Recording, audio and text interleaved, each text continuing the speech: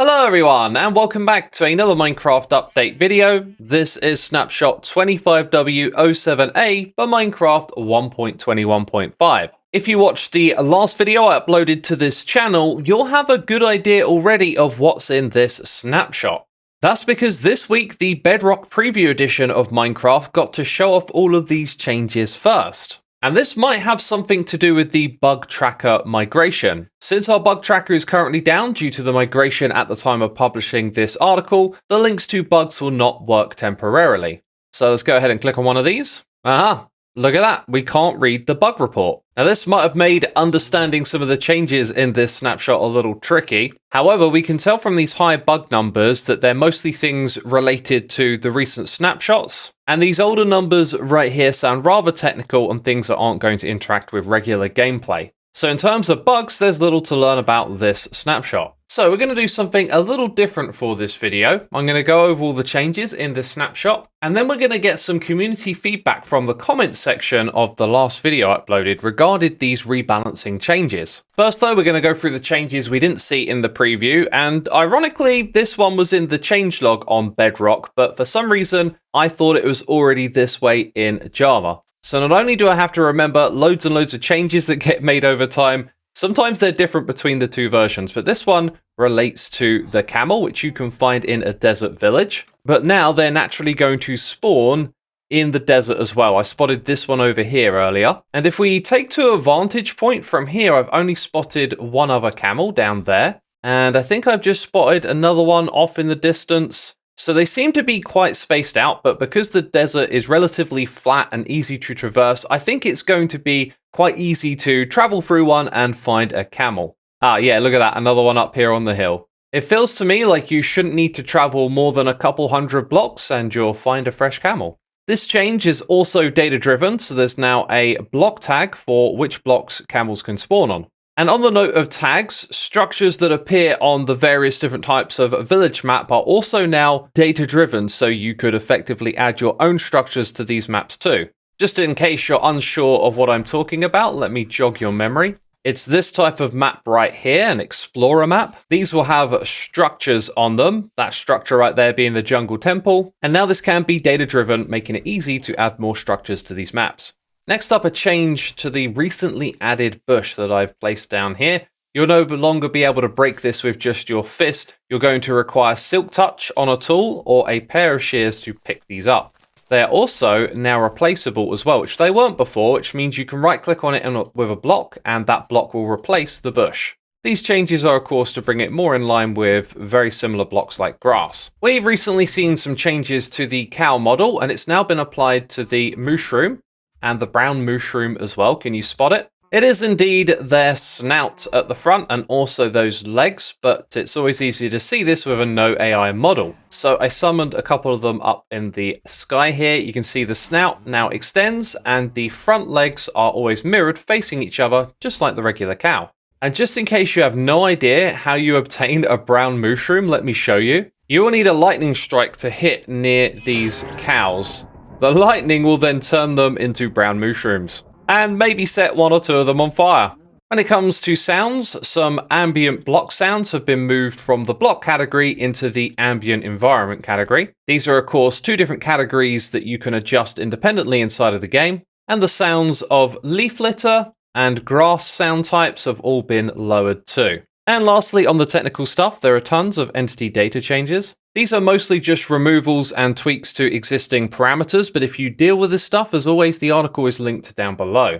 Let's now get to the Sheepy Business. As you saw at the beginning of the video, we had some brown sheep naturally spawned in the savannah, and I found some of the uncommon orange here too. Now, an important thing to point out here is that these are considered the farm animal variants for sheep. And I think that means it's extremely unlikely we're going to see some texture change models for the sheep when they're in these different climates, but who knows? It's still possible maybe. So we're currently in a warm biome where brown is now the main color for sheep in this biome, and the uncommon colors are gray, yellow, orange, and red with a very rare chance of getting pink. In a temperate biome, the color will still be white, and the uncommon colors are black, gray, light grey and brown with a very slim chance of getting that rare pink sheep. In a cold biome, the common colour is black, with uncommon being light grey, light blue, blue, and cyan. Again, a very rare chance to get that pink sheep. And remember, warm, cold, and temperate biomes are now data-driven. So when I talk about this, we are referring to the list of biomes that are found in this grouping, this one right here being cold. Okay then, bundles and villages. Just like on Bedrock, you have a 33% chance of finding a bundle in one of the chests in a village building. While we're in the village, let's talk about the Cartographer and the Explorer map changes. We saw an Explorer map earlier on. The rebalancing that's been done here is actually identical to the Bedrock edition of the game. There isn't a single trade here that is different at all. So it looks like Mojang used this opportunity for some parity, so the trades with these are now the same on both editions. If you've ever looked into that, there's quite a few trades that are different between the two. This gives me an opportunity to mention that the map you saw on the thumbnail of the previous video was custom made. It's just showing you the connections between these different maps. It was inspired by this image, which shows you the maps you can unlock from any given location. The red arrows mean that these trades are linked in both directions, whereas the black arrow, for example, you can only get the plains from the snowy village and not the other way around. It should be noted that we first saw these changes with the villager trade rebalancing. These included changes to enchanting from the librarian, which has not been included alongside these cartographer changes. The wandering trader has also been rebalanced, and it's actually got a trade which didn't appear in the image we saw earlier in the week. I'm talking about this one, which showed off all of the trades the wandering trader now offers. There are buying offers, special offers, and normal offers. And traders will provide 2 buying offers, 2 special offers, and 5 normal offers. What doesn't appear on that image is the Firefly Bush. It's been confirmed you can get this trade both on the Bedrock edition and on Java. And despite not being on the image, the Potion of Invisibility is available too. Alright, let's talk community feedback. Adding bundles to villages is a great way to promote the use of it. Mojang really should do this for many other items like they did with curing villagers in igloos. I agree. I think putting natural air quotes tutorials into the game that teach you the mechanics through discovering things is a great idea.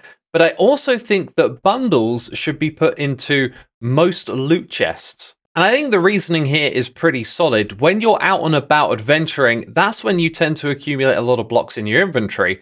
Then you arrive at some sort of structure and you get a chest with even more items inside of it. This would then be a great time to use a bundle and help you organize your inventory. Ooh, other side, what a find. The Wandering Trader changes are going to make getting started in a skyblock a lot easier. Looks like no more fox farming for emeralds. I've not played on a flat world myself, but the Wandering Trader bridges this gap of the limitations of things that are available. So the more different items they put into the Wandering Trader, obviously that's better for playing on a flat world. I think a better use of the cartographers would be if they sold maps to very rare biomes that are difficult to find on your own, like Ice Spikes or the Mesa Bryce. Not sure we need a map to Plains or Taiga. This is an interesting point, and I happen to really like the system that we currently have with the cartographers. I think it's really useful when you're after one of those biomes because it can take a long time to find them when exploring, but you're 100% right, they don't actually address some of the very rare biomes. The problem here, though, is that if we use those trades to do the same thing, you could end up with a lot of them, and then that could potentially mean doing a lot of grindy trading just to get a random chance at the rare biome you're looking for. So I think what we have right now is really good for the game, and I'm not sure that there's a better way to do it for rare biomes. I saw someone suggest making the less natural colors spawn in only villages would make more sense. It would introduce the player to the idea that sheep can be dyed directly in a more seamless way and keep the landscape looking more natural. Yes, we're rather used to seeing fluffy blobs of white off in the distance. In our terrain, we know them as sheep, but now there will occasionally be different colors as well, which will start to look a little odd, I imagine. And this is a great suggestion, just to put them inside of a structural area like a village, and then maybe even you could have the same flowers next to the sheep that have been dyed, or possibly some dye nearby, maybe in a chest or on an item frame. But in all fairness, I think just limiting these colored sheep to the villages that are in those biomes makes a lot of sense. Oh yeah, I saw a lot of people asking for the seed last video. This person was kind enough to share it, and this is your opportunity to pause the video and copy it for yourself. I think that a lot of you were unaware the seed is actually written on the screen throughout the video if you play Bedrock. Anyway, if you go and explore it, I hope you have a good time. That's going to be it for the community feedback this video. And of course, that's it for the video itself. So if you liked it, leave a like. Let me know what you thought of the community feedback section with a comment down below. And if you'd be so kind as to follow me over on Twitch, which you can find linked in the description box, I'll be streaming some tunnel rats later today. So anyway, thank you for watching the episode. Bye-bye.